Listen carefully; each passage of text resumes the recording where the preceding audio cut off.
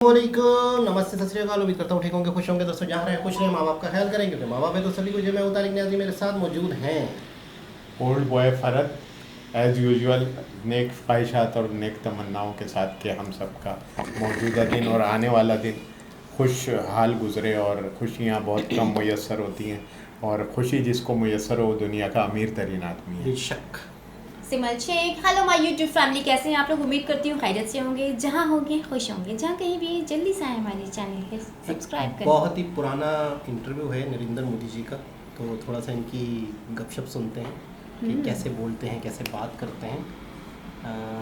Narendra Modi interview Akshay Kumar. Never get angry, it surprise people, ये मोदी। देखते हैं इस वीडियो को, इसमें क्या गपशप होती है इनकी। तो स्टार्ट करते हैं। बहुत ही पुराना है थोड़ा। अच्छा, वीडियो नमस्ते जी, नमस्कार। वैसे तो PM है ना। बस बढ़िया। तीसरी दफा बन गई है। बनेंगे तीसरी। बनेंगे। देखते हैं। अक्षय कुमार अपने घर में, नीम के घर में शायद। मोदी की। क्या नमस्ते जी। नमस्कार, कैसे हो भैया? बस बढ़िया।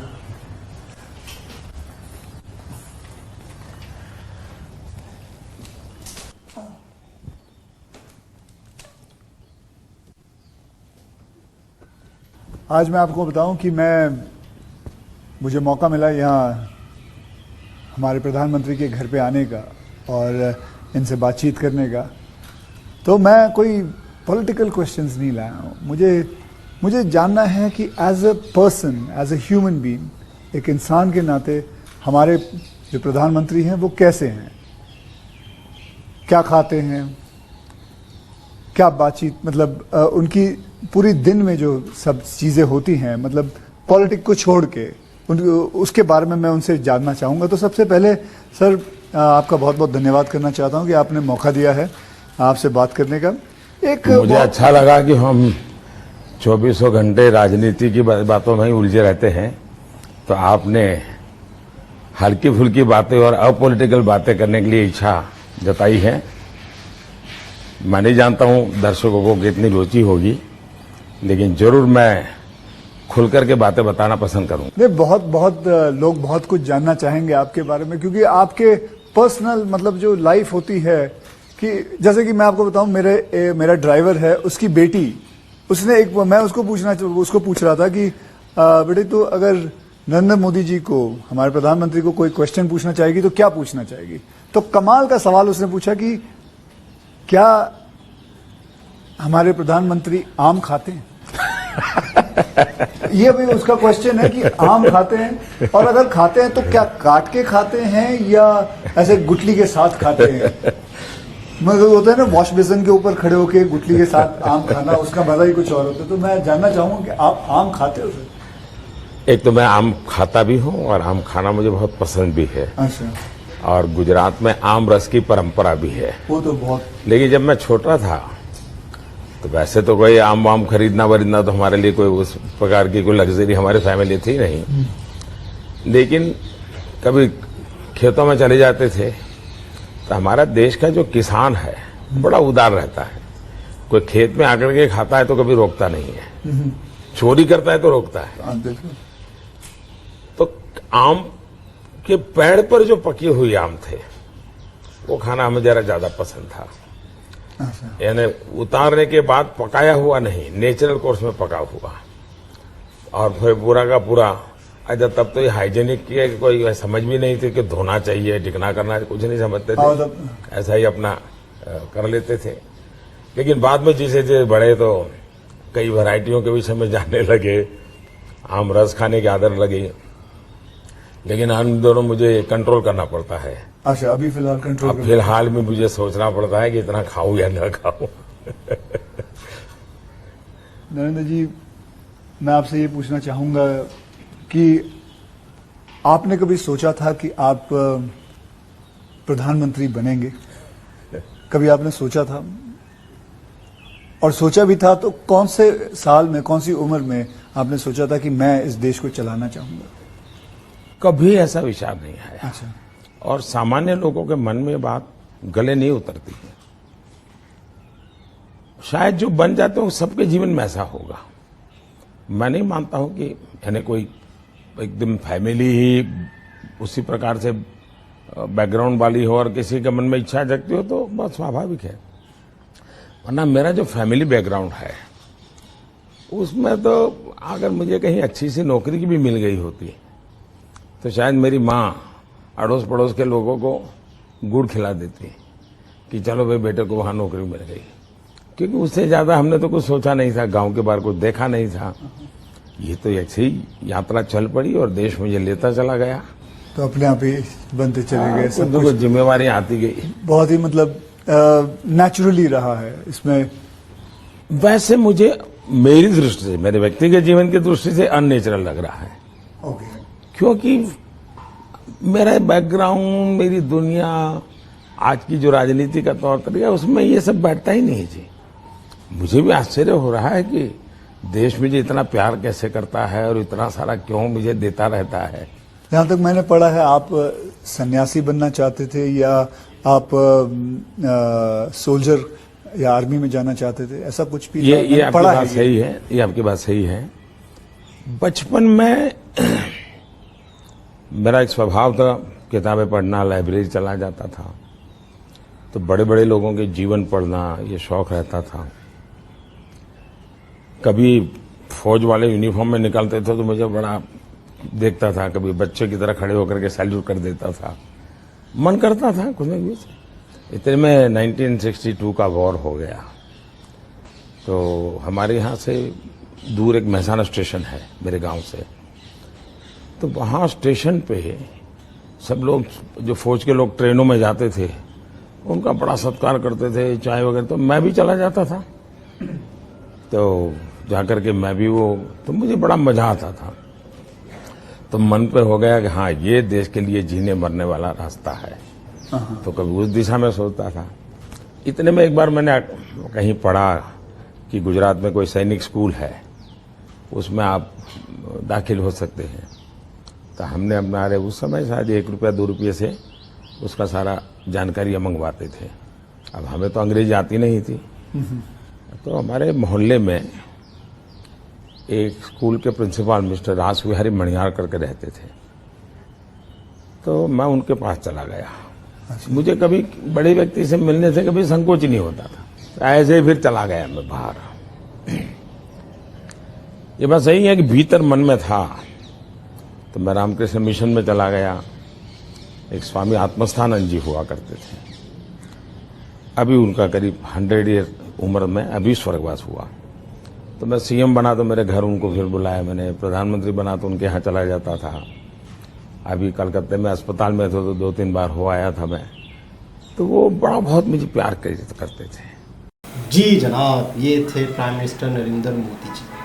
तो मैं ढूंढ रहा था कि कोई इनका अच्छा सा इंटरव्यू निकले, और बाकी ये कि इनका ये इंटरव्यू बहुत पुराना भी है, और जब ये प्राइम मिनिस्टर थे और दुनिया जानना चाहती है कि इनकी आम लाइफ कैसी गुजरती है, ये आम जिंदगी में क्या करते हैं। राजनीति तो चलती रहती है, तो नॉर्मल ज़िंदगी में, और अच्छा शुरू से ही इनके दिल में, दिमाग में कंट्री के लिए कुछ करने का जज्बा था बचपन से। हाँ, कि यार मैं आर्मी में जाऊँ या सन्यासी बनूँ।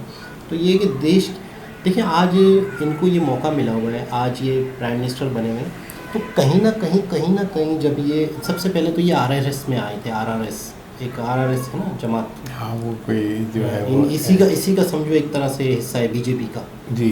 तो वो उसमें भी एक अलग पार्टी, एक्सट्रीमिस्ट वगैरह टाइप। हाँ, इसी हमारे पॉइंट ऑफ व्यू से। जी। तो ये है कि उनके पॉइंट ऑफ व्यू से कहते हैं, ऐसा नहीं है। तो आरआरएस में थे, फिर उसके बाद आरआरएस में कैसे पहुंचे, जाहिर सी बात है घर से बाहर निकल गए, तो कोई ठिकाना नहीं, कोई ये नहीं, तो फिर इसी तरह कोई पार्टियां, कोई तंजीमें ज्वाइन होती हैं। तो उसके बाद फिर ये मतलब निचले लेवल से ऊपर होते होते फिर गुजरात के पीएम सीएम बने, फिर वहाँ पर से फिर पीएम तक चले गए। तो एक आम शख्स जो सड़कों पे सोता हो वो उस मुल्क का वज़ीर आज़म बन जाए, तो ये अपने आप में बहुत रियर बात है। तो उनसे ये पूछा गया कि क्या आपने कभी ऐसा सोचा था? तो कह रहे थे मैंने सपने में भी नहीं सोचा था, मैं तो एक छोटी सी नौकरी मिल जाती तो मेरी अपनी पूरे गाँव को गुड़ खिलाती। अभी ये हर साल अपनी अम्मी के पास जाते थे, इसकी अम्मी की डेथ हुई है अभी कुछ टाइम पहले। तो ये हर साल अपनी अम्मी के पास जाते हैं, तो छोटे से घर में रहती हैं बाकायदा। फिर अच्छा इनको थोड़े से पैसे देती है, इनको अपने हाथ से खाना खिलाती है, फिर अपनी अम्मी को पूरा मीडिया उसको कवरेज करता है, मोहल्ले वाले लोग होते हैं। तो लेकिन नॉर्मल से घर में सिंगल रहती है, फिर इनके भाई जो हैं वो नॉर्मल ज़िंदगी गुजार रहे हैं, वो अपनी जो ज़िंदगी में वो हैं वही ज़िंदगी कोई उसमें वो नहीं है। तो ये इनकी लाइफ के थोड़ा बहुत जो मुझे पता है। इस वीडियो से आपको क्या समझ में आया? कुछ आवाज़ पुरानी वीडियो होने की वजह से थोड़ी कम भी थी। आपने ये वीडियो देखी थी पहले से? नहीं, मैंने ये वीडियो इनकी कभी या इनके इंटरव्यूज़ देखे थे? इंटरव्यूज़ इनके मैंने बहुत देखे हैं। ये जो आप इनके बता बारे रहे में हैं वैसे मदर आप वाली क्या बात, जानते हैं? हाँ ये भी मैंने देखी है। फिर उसके बाद जो है यानी कि फैमिली के साथ ये यहाँ नहीं रहते हैं, फैमिली के पास ही बहुत कम जा पाते हैं, अपनी फैमिली को ज़्यादा टाइम नहीं दे पाते, इतनी मसरूफ़ रहते हैं अपनी लाइफ में। और दूसरी बात ये, जब इनका बचपन था, छोटे से थे, तो ट्रेनों में ये चाय बेचा करते थे बड़ी उम्र में, यानी कि इतने ज़्यादा नहीं, छोटे ही थे नॉर्मल। तो वहाँ से यानी कि एक वो न्यूज़पेपर वाली की स्टोरी भी है, वो भी मैंने देखी है। वो क्या थी मुझे याद न्यूज़पेपर वाले को ये चाय बेचते थे ना डेली, और न्यूज़पेपर पढ़ते थे फिर उनसे, यानी कि इनको बचपन से शौक था न्यूज़पेपर, डेली वो चाय उनको देते थे और न्यूज़पेपर उनसे लेते थे। एक दफ़ा मतलब इसी इंटरव्यू में शायद उन्होंने कहा कि जब मैं बहुत चलता रहता था, घर से जो बाहर थे कहीं ना कहीं घूम रहे हैं फिर रहे हैं, तो बहुत चलता रहता था तो टांगों में दर्द होता था। तो उस दर्द को अपनी टांगों को ये क्या करते थे, कहते थे कि मेरे पास एक कपड़ा रुमाल होता था, वो टांगों पे बांध के, और फिर उस दोनों टांगों में बांध के, फिर उस रस्सी उस कपड़े के बीच में डंडा फंसा के, फिर डंडे को यूं करते थे, तो उससे वो एक्सरसाइज, उससे जैसे मिसाल के तौर पे वो जो सर्कुलेशन ऑफ ब्लड को, मिसाल के तौर पे मेरी टांगों में दर्द है तो मैं किसी को कहूँगा दबा, वो अच्छा वो उन्होंने अपना एक सेल्फ जो है तो फिर कपड़ा बांध के, अच्छा फिर दोनों तरफ टांगों में कपड़ा बांध के, फिर उसमें डंडा फंसा के, तो डंडे को यूं करने से रिलैक्स हो जाता है, मसाज ये बताते थे। यानी इतना ये चलते थे, मिला वजह चल रहे हैं, कभी इधर जा रहे हैं। स्ट्रगल तो इन्होंने बचपन से ही किया, यानी कि जो चीज़ें मुल्क में हो रही होती हैं वो इन्होंने प्रैक्टिकली हर चीज़ देखा है। किसी वीडियो में कहा था कि जिस शख्स ने गुर्बत देखी हो, परेशानियां देखी हो, वो एक कामयाब इंसान, तो वो आगे चल के अपने आवाम का सोच सकता है। जो सोने का चम्मच लेके पैदा हुआ, वो कभी भी उस तकलीफ को नहीं समझ सकता। अभी अगर ये इस मकाम पर हैं और लोगों की तकलीफ समझ सकते हैं, तो इसलिए क्योंकि ये प्रैक्टिकल करके गुजर चुके हैं उन सब चीज़ों से। आज जनता इनसे मोहब्बत करी। अब देखें 2 दफ़ा तो ये बन चुके, अब तीसरी दफ़ा भी इंशाल्लाह। तो आप आम कैसे खाते हैं? आप आम कैसे खाते हैं? हाँ, मैं तारिक, पहले ये बात है कि मैं जैसे जैसे यानी इनकी वीडियोस वगैरह देख रहा हूँ, तो मैं उनका गर्विदा फैन होता जा रहा हूँ, फैन होता चला जाऊँ। देखें, असल में बात ये है कि किसी भी कंट्री के प्राइम मिनिस्टर वो एक बहुत बड़ा वो समझने के नाम होता है। अभी एक तो पहली बात ये कि मैंने इन्हें कभी भी कोई ऐसे सूटेड बूटेड सिस्टम में मैंने नहीं देखा, यानी अगर कॉन्फ्रेंस से खिताब कर रहा है तो भी ये अपना नेशनल ड्रेस होता है, और अपने घर, अभी ये घर देखा है, जो ये घर देखा प्राइम मिनिस्टर का, तो हमारे यहाँ अब मैं वही वाली बात है कि कंट्री है हमारा, अब उसके अंदर बहुत सी बदकिस्मत चीज़ें हमें जो है ना, हमारी बैड लक है कि हमें कोई नेशनल स्पिरिट वाली पोजीशन के मुताबिक कोई ऐसी चीज़ नहीं मिली जिसको मैं देखता हूँ। अभी उनके घर की सिचुएशन देख रहा हूँ, फिर उसको इंटरव्यू लेने वाला, आप ये देखें, अक्षय कुमार इतना बड़ा अदाकार है, उसका एक नाम है, लेकिन वो भी उन्हीं के ड्रेस में वो ले रहा है, उसके अंदर भी कोई बात है, क्योंकि हमारे यहाँ सिस्टम जो है पूरा एक वो जो है उसकी तरफ दिखावे वाला वो जो है खुद नुमाई की, और उसके लिए वो कुछ भी कर गुजरने की जो है वही वाली बात है। तो ये मसद हमारे लिए बैड लक है, और आप लोग खुशकिस्मत हैं कि ऐसे लीडरान आपको गॉड गिफ्टेड कह सकते हैं कि यार ये गॉड गिफ्टेड लोग हैं, खुदा की तरफ से दिए गए। नहीं, इन्होंने बहुत मेहनत की है। नहीं, वो तो मेहनत की, लेकिन देखें असल में बात यह है कि किसी भी कौम का मिजाज और उसको तरक्की देने के लिए तो गॉड ही की इंस्ट्रक्शन होती है। मसद अथॉरिटी तो कोई ना कोई इसके दिल में डालती है, अगर इनके दिल में नहीं डालते तो ये इस तरीके से नहीं करते। तो ये अब ज़ाहिर है इतनी छोटी लेवल पे अगर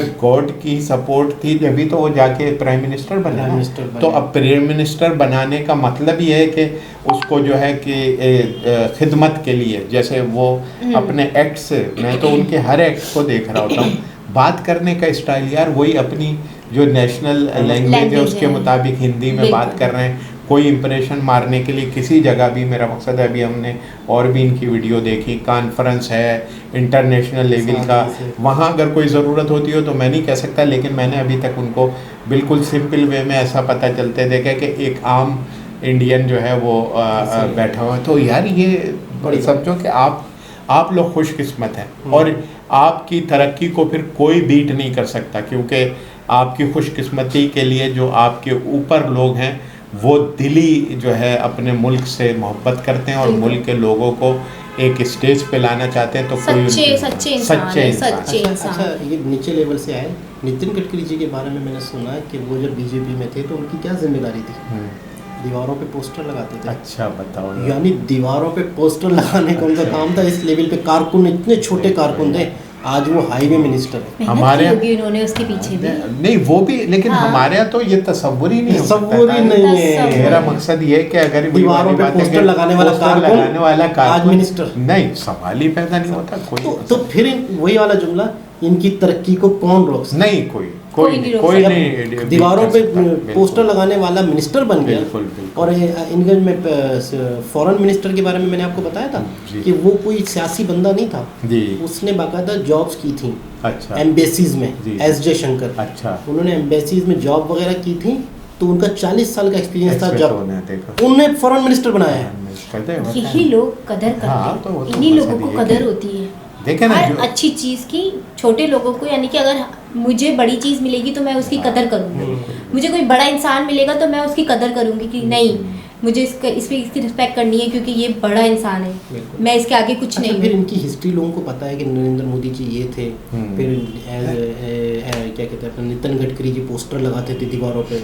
तो यार ये इनकी इज्जत करते हैं। हाँ, यानी आप हमारा इज्जत करने का दिल चाह रहा है। हाँ। हम तसव्वुर नहीं कर सकते कोई जो बात है वो हकीकत है कि मकसद ये कि कारकुन लेवल का आदमी तो यहाँ पर प्राइम मिनिस्टर से टाइम उसको नहीं मिलता, तो वो प्राइम मिनिस्टर तो यहाँ पर ऐसा होता है कि बस इनकी पार्टी का एक उसूल है कि अगर कोई इनका नेता कहीं जा रहा है और गाड़ी में एक आधा शख्स होता है, तो इनकी गाड़ी का इनकी पार्टी का उसूल है कि अगर नेता का 5 घंटे का सफर है तो नेता के साथ कोई ना कोई कारकुन या लोग होते हैं ना, वो भी ज्यादा देर तक नहीं रखेंगे। बताइए आगे जाके फलाना स्टॉप होगा तो उनके साथ जो बंदा है उसको चेंज करना है। कहीं ये ना लोगों के दिल में ख्याल आए कि वो तो प्राइम मिनिस्टर के या इस नेता के साथ करीब है, इस तक का इन्होंने रखा हुआ है। और इनकी एक स्पीच लिखी हुई होती है कि डिटेक्ट होती है कि हाँ भाई क्या बोलना है क्या नहीं बोलना, ये फालतू लफ्ज नहीं बोलना, ये नहीं बोलना। इनके नेता सारा प्लानिंग से चलता है। तो क्या काप जाती है बीजेपी के हवाले से पूरा इंटरव्यू, बीजेपी के हवाले से पूरा एक इंटरव्यू है किसी का, वो बीजेपी की जो प्लानिंग बताया, मैंने कहा यार किसी को भी अगर कोई पार्टी चलानी है तो ये पूरी इंटरव्यू और ये किताब ले ले।